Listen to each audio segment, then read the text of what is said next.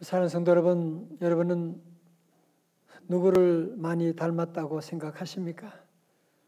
나는 아버지를 닮았다. 나는 엄마를 많이 닮았다. 아니면 혹은 나는 할아버지를, 할머니를 닮았다 하고 하는 분이 계실 텐데, 현대 과학 중에 유전학이라고 하는, 제네틱스라고 하는 학문이 있는데, 그것은 내가 부모로부터 물려받은 유전자에 의해서 내 운명이 결정된다. 그러니까 좋은 유전자를 가지고 태어났으면 좋은 인생이 되는 것이고, 나쁜 유전자를 가지고 태어났으면 평생 내 인생은 나쁜 인생이 될 수밖에 없다. 이것이 바로 유전학인데요. 이 유전학은 후성 유전학이 등장함으로 깨어졌대요. 후성 유전학은 에피제네틱스라고 하는데, 이것은 자기가 아무리 나쁜 유전자를 가지고 태어났다고 할지라도 자기의 삶을 어떻게 사느냐에 따라서 그 나쁜 유전자가 작동할 수도 있고 안 할 수도 있다는, 그러니까 자기의 삶에 따라서 운명을 바꿀 수 있다. 이것이 바로 후성 유전학입니다. 미국 애틀란타 에모리 대학교에서 쥐 실험을 하게 되었는데요. 쥐에게 고양이 소리를 계속 들려주고 전기를 바닥에 흐르게 했습니다. 쥐들이 엄청 놀라고 싫어했겠지요. 열흘 동안 한 다음에 이 쥐의 유전자를 검사해 보았더니 유전자가 변한 거예요. 그래서 이 실험을 통해서 스트레스가 유전자를 변하게 한다고 하는 참으로 놀라운 사실을 알 수가 있게 되는, 이것이 바로 후성 유전학입니다. 그래서 우리 성도들은, 우리 기독교는 과거 결정론자들이 아니에요. 우린 과거에 어떻게 태어났든지 그게 중요한 것이 아니에요. 지금 오늘이 우리에게 중요한 것인데, 후성 유전학에서 강조하는 이 스트레스라고 하는 것이 참 오늘 우리가 많이 받고 살지 않습니까? 그래서 오늘 현대 사회를 산불 시대다, 불안, 불만, 불신의 시대다 그렇게 말하는데, 그 중에도 어떤 복에도 감사할 줄 모르는 이 불만이라고 하는 것이, 오늘 현대인들에게 이 가득 차 있는 이 불만이라고 하는 것이 우리에게 엄청난 스트레스를 가져오게 되고, 우리의 삶과 우리의 가정을 파괴하는 엄청난 파괴력이 있다고 하는 것이거든요. 오늘 본문에 보면 사도 바울도 하나님께 심각한 불만을 표시하고 있는데요. 우리 고린도후서 12장 7절의 말씀 한번 같이 볼까요? 다 같이요. 시작. 여러 계시를 받은 것이 지극히 크므로 너무 자만하지 않게 하시려고 내 육체에 가시 곧 사탄의 사자를 주셨으니 이는 나를 쳐서 너무 자만하지 않게 하려 하심이라. 다 같이 아멘. 여러분, 이 가시는 헬라어로 스콜로푸스라고 그렇게 하는데요. 이것은 뾰족한 창, 말뚝이라고 하는 뜻입니다. 그냥 조그만 가시 정도가 아니라 사실은 또 엄청난 그런 말뚝, 창을 말하는 것으로, 바울이 지금 말하는 육체의 가시라고 하는 것은 정말 말로 표현할 수 없는 엄청난 육체의 오는 그 고통을 말하는 것으로, 신학자들 가운데 그러면 구체적으로 바울이 얘기하는 육체의 가시가 무엇이냐? 성경에는 나오지 않으니까 여러 가지로 추측을 하면서 아마도 안질병이었을 것이다. 왜? 다메섹에서 주님 만났을 때 눈이 멀게 되었으니까 아마 안질병이 생기지 않았을까? 혹은 간질병이었을지도 모른다. 설교하다가 거품을 물고 쓰러지게 되는 그런 일도 있었으니까 그럴지도 모르겠다. 여러 가지로 추측합니다마는 분명한 사실 한 가지는 뭐냐면은, 바울이 가졌던 육체의 가시는 아주 심각한 고질적인 질병이었다고 하는 사실입니다. 자, 그런데 중요한 것은 바울은 이 고통의 문제를 풀기 위해서 첫 번째 단계로 하나님께 간절히 기도했습니다. 자, 볼까요? 8절의 말씀이에요. 같이 다시 봅니다. 집에도 다 같이요. 시작. 이것이 내게서 떠나가게 하기 위하여 내가 몇 번? 3번 주께 간구하였더니. 자, 저를 보세요. 바울이 복음을 전하면서 이런 육체의 그 가시, 고질적인 이런 아픔, 숨길 수 없는 이 아픔이 있으니까 목회하기가 얼마나 어렵습니까? 그리고 남의 병은 기도하면 고쳐준다 그러면서 제 병은 고치도 못하고 있으면 믿음이 약한 사람들이 볼 때는 정말 시험 들 수 있는 그런 기도 제목이잖아요. 그래서 사도 바울은 하나님께 기도하면 하나님, 나 이 가시 때문에 못해 먹겠습니다. 제발 좀 가시 좀 제거해 주세요. 하나님께 간절히 기도했는데요. 하나님의 응답이 없는 거예요. 지난주 말씀 가운데 히스기야 왕이 기도할 때는 하나님이 즉각적으로 응답하셨는데 오늘 이 바울이 기도하는 데는 응답이 없는 거예요. 또 기도해도 응답이 없어요. 그는 포기하지 않고 또 기도합니다. 3번째 또 기도합니다. 우리 예수님이 겟세마네 동산에서 할 수만 있으면 이 잔을 내게서 옮겨 주옵소서 3번 기도한 것처럼 사도 바울도 하나님께 간절히 기도하게 된 것입니다. 여러분, 여기서 3번이라고 하는 것은 단지 숫자만 말하는 게 아니겠지요, 그죠? 그는 간절히 하나님께 기도했다고 하는 것입니다. 그런데 그렇게 기도하고 새벽 기도하고 철학 기도하고 금식 기도했음에도 불구하고 이 육체의 가시가 떠나가지 않는 겁니다. 계속 괴롭히는 겁니다. 그런데 놀라운 것은 기도 가운데 위로부터 하나님의 응답이, 말씀 듣는 가운데 하나님의 음성이 들려지게 된 겁니다. 9절의 말씀이에요. 9절의 말씀, 오늘 요절이니까 다 같이 크게요. 시작. 나에게 이르시기를 내 은혜가 네게 족하도다. 이는 내 능력이 약한 데서 온전하여 짐이라 하신지라. 그러므로 도리어 크게 기뻐함으로 나의 여러 약한 것들에 대하여 자랑하리니 이는 그리스도의 능력이 내게 머물게 하려 함이라. 아멘. 그렇게 기도했는데 하나님 응답은 뭐예요? 내 은혜가 네게 족하다. 가시를 뽑아주는 것이 아니고 치료해 주는 것이 아니고 우리 주님의 말씀은 뭐예요? 너 그 가시 안고 살아라. 여러분, 얼핏 들으면 멋있는 것처럼 보이지만 이런 황당한 응답이 어디 있습니까? 그렇게 기도했는데, 아니 무슨 내가 기도가 무슨 나를 위한 기도예요? 내가 우리 주의 나라 위해서 복음 전하기 위해서 그렇게 간절히 새벽마다 기도하고 금식하면서 기도했는데 하나님의 응답이 나 고쳐주지 않겠다라고 하시면서 하시는 말씀이 내 은혜가 네게 족하도다. 그러니까 바울에게 달라진 게 아무것도 없습니다. 가시는 그대로 있어요. 그런데 하나님의 말씀을 듣고 나면서 놀라운 변화가, 내적인 변화가 시작되고 있습니다. 그전에는 가시를 볼 때 이 가시 때문에 못해 먹겠다 그런 생각했는데 이제 주님의 말씀을 듣고 나니 뭐예요? 가시가 하나님의 은혜의 통로라고 하는 사실. 내가 만약에 내게 이 가시마저 없었다면 내가 얼마나 교만해서 교만병에 걸렸을 텐데 하나님께서 내 은혜가 네게 족하도다. 이런 말씀을 주시며 사도 바울이 그 말씀을 받은 다음에 아멘 한 다음에 그의 삶에 새로운 변화가 시작되게 된 것이거든요. 그래서 바울이 고통의 문제를 풀기 위해서 2번째 단계가 뭐예요? 은혜로 해석하는 것입니다. 다시 아멘.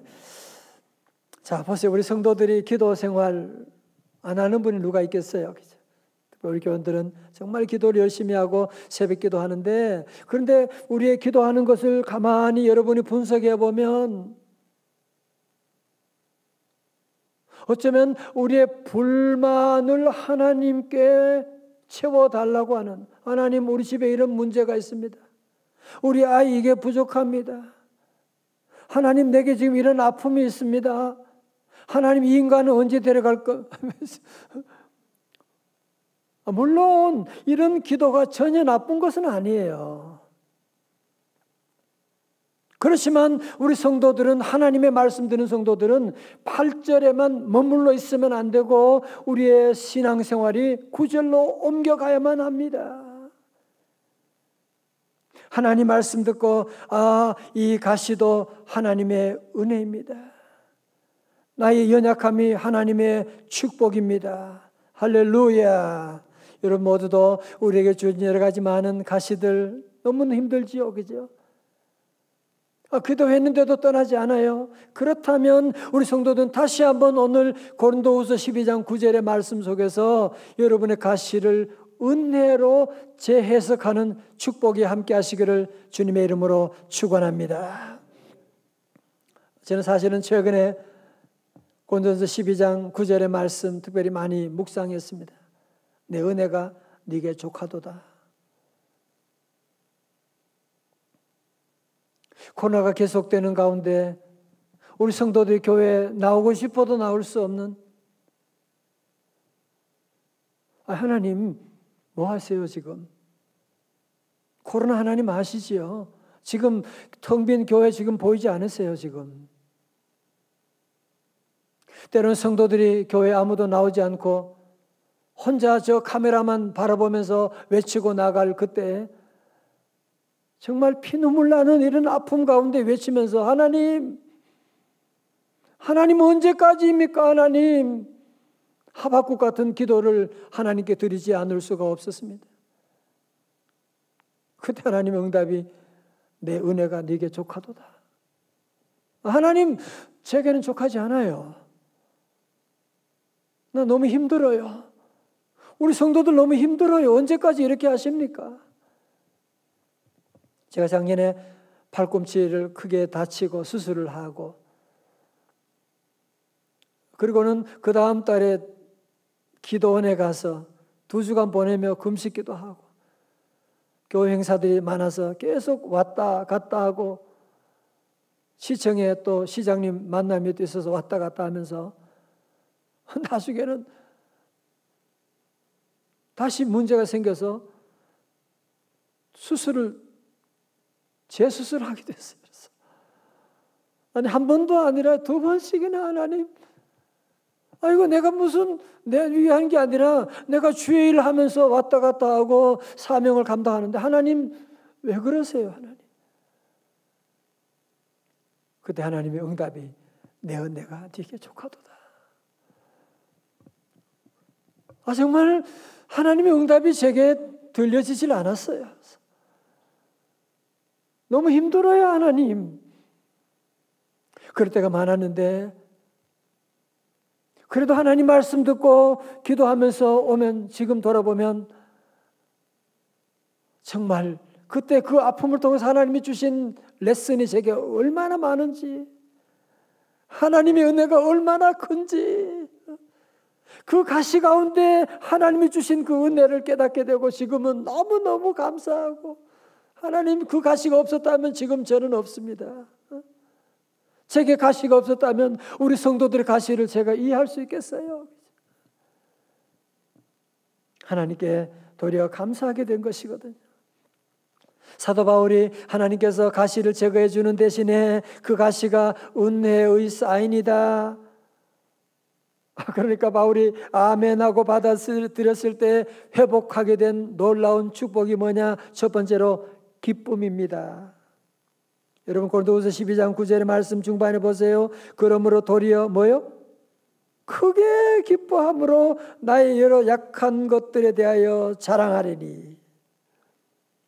10절에도 그러므로 내가 그리스도를 위하여 약한 것들과 능력과 궁핍과 박해와 곤고를 뭐요? 다 같이요? 기뻐하노니 이는 내가 약한 그때의 강함이라. 아멘.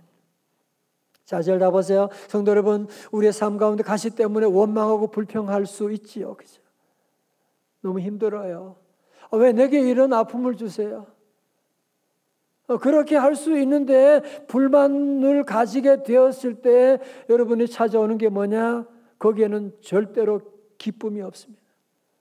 회사 나가도 기쁘지 않아요.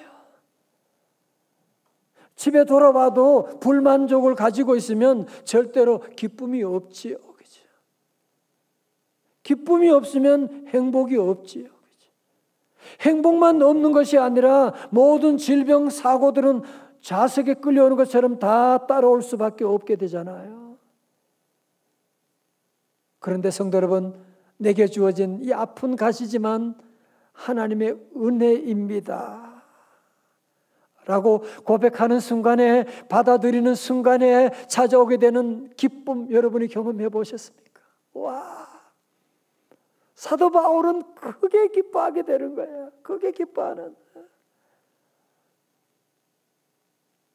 여러분, 같은 가시지만 나 이것 때문에 못 살겠다고 하는 가시하고 하나님의 은혜입니다라고 보는 가시하고는 하늘과 땅 차이가 되고 기쁨이 찾아오는 겁니다. 요즘 웃음 치료라고 하는 얘기 많이 하지요.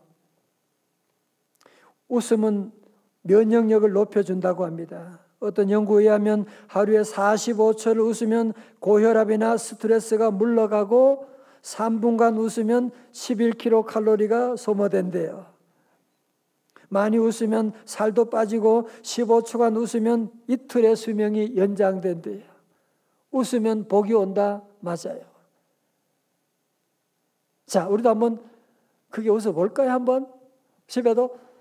자, 우리 박수 치면서 박장대소 하는 거야. 하하하 웃는 거야. 15초 동안. 시작. 하하하하 하하하하하하하하하하.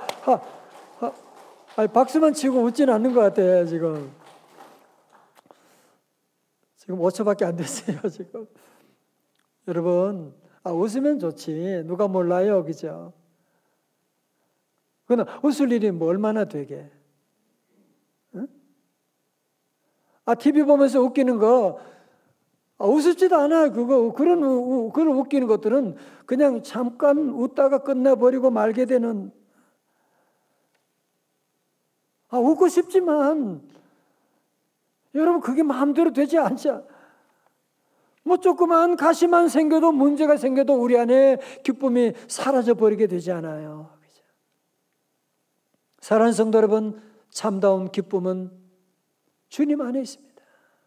그 사도 바울이 주 안에서 기뻐하라, 내가 다시 말하노니 기뻐하라고 말씀해 주셨고, 우리에게 오는 이 수많은 가시들, 오늘 있고 내일 있을 이 많은 가시들 하나님의 은혜입니다. 여러분이 이 고백만 하고 믿음으로 아멘하면 내게 샘솟는 기쁨이 찾아오고 계속되고 기쁨이 재생산되는 줄로 믿습니다. 두 번째로, 내 은혜가 내게 족합니다 라고 가시를 하나님의 은혜로 받아들일 때 찾아오게 되는 것이 무엇이냐면은 하나님의 능력입니다. 9절 하반절 다시 볼까요? 그러므로 도리어 크게 기뻐함으로 나의 여러 약한 것들에 대하여 자랑하리니 다같이요 이는 그리스도의 능력이 내게 머물게 하려 함이라. 다같이 아멘.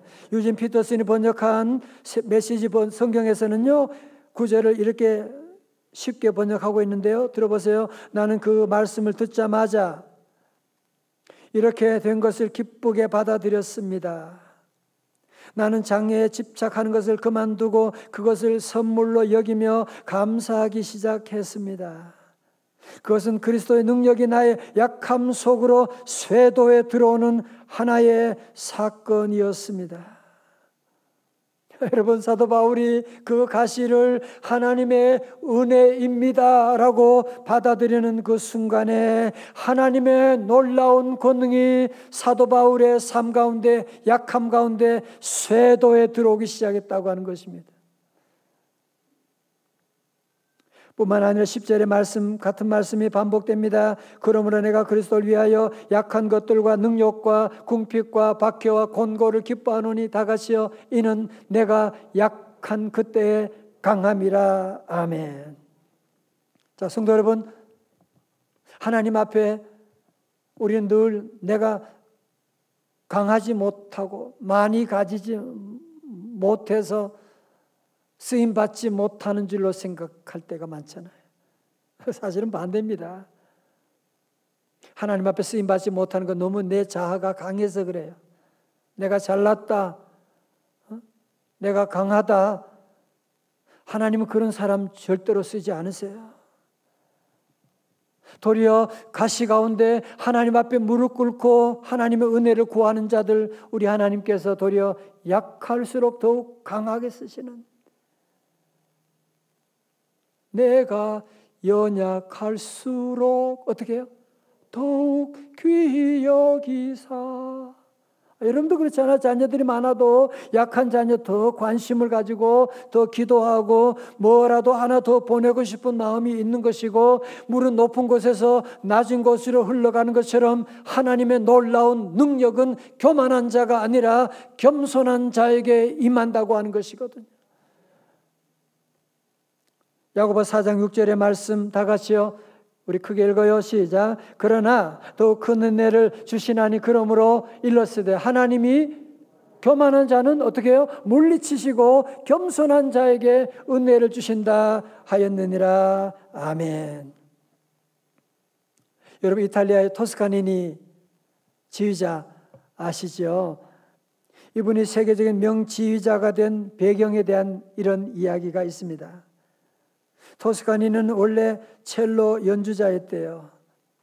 18살에 교향악단 단원이 되었는데 시력이 너무 나쁜 거예요. 근시. 연주할 때마다 앞에는 악보를 볼 수가 없으니까 어떻게 하느냐? 그냥 악보를 다 외워버리는 거예요. 그리고 내 악보만 외운다고 연주할 수 있는 게 아니잖아요. 다른 파트 악보도 알아야 함께 연주를 할 수 있는 거니까 다른 사람들 악보까지도 그냥 다 외워버리게 된 거예요. 1886년 로시 오페라단이 브라질에서 오페라 아이다를 공연하고 있을 때였습니다. 연주를 앞두고 지휘자가 나타나지 않는 거예요. 어떤 이유인지 모르지만 지휘자가 나타나지 않으니까 큰일 났잖아요. 하는 수 없이 오늘 이 곡을 알고 있는 사람 가운데 지휘를 해야 되니까 우리 단원 가운데 누가 할 수 있을까 서로 의논하고 서로 얘기하다가 결국은 토스카니니가 악보를 다 알고 있으니까,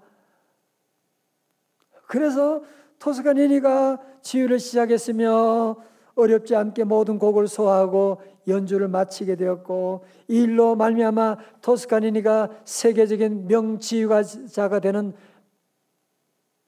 발돋움을 할 수 있는 계기가 되었다. 그런 역사적인 기록이 남아 있습니다. 보십시오. 근시 때문에 나는 음악 못하겠다. 예, 그런 사람은 그의 믿음대로 안 되는 거예요. 그렇지만 나는 근시지만 하나님이 함께하면 할 수 있다. 도리어 근시라고 하는 가시를 통하여서 또 위대한 사역을 감당하게 된 것 아닙니까? 후에 토스카니는 이렇게 간증했습니다. 어려울 때 힘이 되신 하나님께 감사합니다. 좋은 환경이 아니라고 불평하지 마십시오. 좋은 환경만이 좋은 결과를 가져오는 것 아닙니다. 아담은 에덴 동산과 같은 좋은 환경에서도 타락하지 않았습니까? 하나님께서는 우리가 어려울 때일수록 가까이 오셔서 우리를 보호해 주시고 힘이 되어 주십니다. 여러분, 토스카니니는 음악적인 천재성으로 자신이 성공했다고 말하지 않고 도리어 나는 근시라고 하는 가시가 있었기 때문에 하나님의 은혜로 세계적인 지휘자가 될 수가 있었습니다. 할렐루야. 여러분, 그렇습니다. 오늘 우리에게 주어진 육체적인 가시, 이거 어떻게 보느냐에 따라서 천국과 지옥으로 나누어지게 되는 거예요. 여러분, 그래서 우리는 이 가시 문제를 꼭 해결해야만이 여러분이 선교의 사명, 사랑의 사명을 다할 수가 있게 되거든요. 여러분이 시인과 촌장의 하덕규 집사님, 지금 목사님 되셨어요. 이분이 작곡하고 부른 가시나무라고 하는 노래 여러분 아시죠? 내 속엔 내가 너무도 많아. 당신의 쉴 곳 없네. 내 속엔 헛된 바램들로 당신의 편할 곳 없네. 내 속엔 내가 어쩔 수 없는 어둠, 당신의 쉴 자리를 뺏고 내 속엔 내가 이길 수 없는 슬픔, 무성한 가시나무 숲 같네. 여러분, 그 다음 가사가 너무 우리를 가슴 아프게 해요. 쉴 곳을 찾아 지쳐 날아온 어린 새들도 가시에 찔려 날아가고, 어린 새들이 쉴 곳을 찾아서 왔는데 도리어 가시에 찔려가지고 날아가 버리게 되는, 여러분, 우리 안에 가시 문제가 정리되지 않으면 이 가시로 우리에게 쉬려고 아이들이 달려고 엄마하고 달려왔는데, 아빠하고 달려왔는데, 여보하고 달려왔는데 도리어 내 안에 있는 가시가 그를 찔러버리게 되는 거야. 내가 잘해준다고 했는데 그 한 말 때문에 도리어 사랑하는 사람이 상처를 받았대. 우리 아이들이 엄마하고 달려들었는데, 엄마라 잘해준다고 했는데 나중에 아이들은 상처를 받았대. 그 가시가 남만 찌르는 것이 아니라 나까지도 쿡쿡 찔러가지고 온몸에 상처가 나버리게 되는, 사랑하는 성도 여러분, 오늘 이 방송을 듣는 모든 성도 여러분, 우리가 우리 안에 있는 가시를 그냥 두면 안 되는 이유가 바로 여기에 있는 것입니다. 여러분, 이 가시, 쉴 곳을 찾아 지쳐 날아온 어린 새들도 가시에 찔려 날아가고, 심지어 이 가시가 우리 위해서 구원을 위해서 오신 십자가 달 우리 예수님께 다시 가시 면류관을 씌워주고 주님께 다시 가시를 찔러 나가는 우리의 모습, 우리 주님마저 우리 안에 머무르지 못하게 하는 일들을 만들고 있지는 않습니까? 사랑하는 성도 여러분, 가시 없는 사람 없습니다. 이 가시가 멀리 있는 것이 아니라 가까운 데 있습니다. 가까운 사람들로부터 가시가 우리에게 올 때가 참 많습니다. 때로는 그것이 나의 질병일 수도 있고요, 또 우리 가정에 오래된 재정적인 어려움일 수도 있고, 인간관계일 수도 있고. 사랑하는 성도 여러분, 기도하십시오. 하나님, 이 가시를 제거하여 주옵소서. 여러분, 그래도 가시가 여러분 우리 안에 있다면 이 가시 여러분이 정리해야 되지, 이 가시를 하나님의 은혜로 바꾸셔야지, 아니면 언제까지 가시를 가지고 또 쉴 곳을 찾아 날아온 우리 자녀들, 가족들을 찔러대겠습니까? 우리 예수님은 그 가시 면류관을 주님 다 쓰시고서 우리 허물과 죄를 대신하여 십자가 돌아가셨지만 다시 우리 주님은 부활의 영광으로 회복되게 된 것이 아니겠습니까? 사랑하는 성도 여러분, 오늘 이 말씀을 듣고 우리 모두 이 가시 문제, 가시 때문에 못 살겠다, 가시 빼주세요, 예, 그런 기도도 좋지만 그 가시가 10년 돼도 떠나지 않으면 5년 돼도 떠나지 않으면 우리 성도들은 다시 구절로 여러분이 나아가서 하나님의 주신 그 은혜의 힘을 깨닫고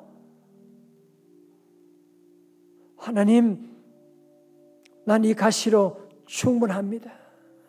이게 하나님의 은혜입니다. 내가 약할 때 강하게 되는 줄로 믿습니다. 하나님께 나아가게 되면 여러분은 훗날에 그 가시 때문에 하나님의 은혜를 체험하고 그 가시 때문에 하나님의 놀라운 능력을 체험하는 우리 성도들이 다 될 줄로 믿습니다.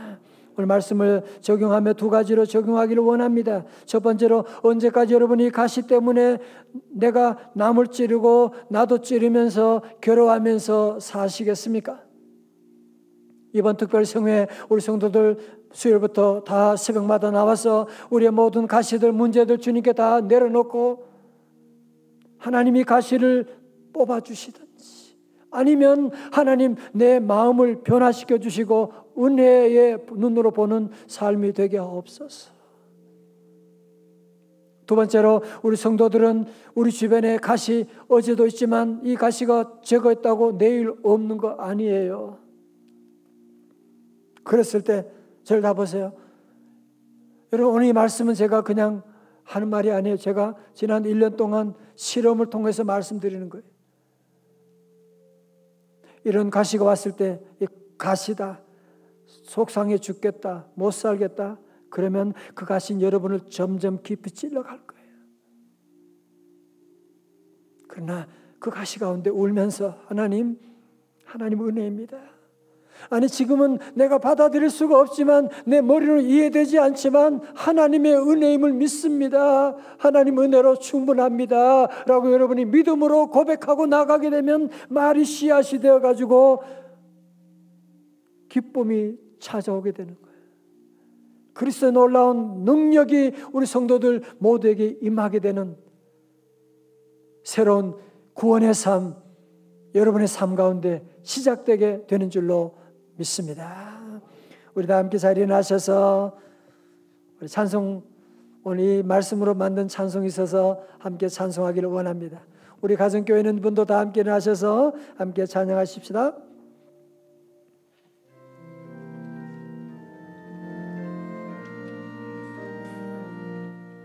내 맘이 나되며 근심에 쌓일 때 주께서 내게 오사 위로해 주시네. 가는 길 깜하고 괴로움 많으나 주께서 함께 하며 내 짐을 지시네. 그 은혜가 내게 족하네. 그 은혜가 족하네. 이 괴로운 세상 지날 때 그 은혜가 족하네. 그 은혜가 내 할렐루야. 네, 그 은혜가 족하네. 이 괴로운 세상 지날 때 그 은혜가 족하네.